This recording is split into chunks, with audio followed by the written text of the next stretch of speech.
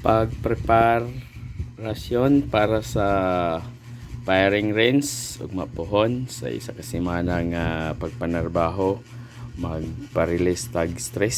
So magandam ta para firing range, pero usapan niya na atong ikuan ang gamay nga upgrade sa atong unit.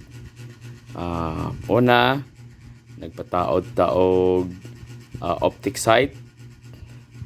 Green atong gipili para sa front sight.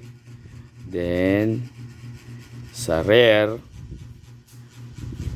taod na to sa bomar, patawad ta og optic na red. So natay gamay nga upgrade sa atong unit. So mao na ang atong unit karon.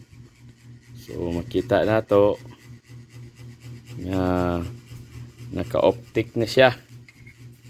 So green o pula. So okay, so murag gwapo-gwapo na gamay.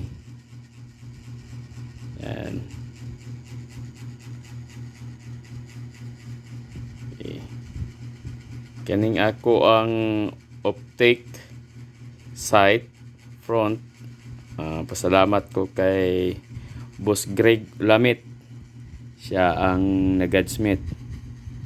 So atong testingan ni ugma pohon. Kadto lang, daghang kaayong salamat. So daghang kaayong salamat sa inyong pagtanaw.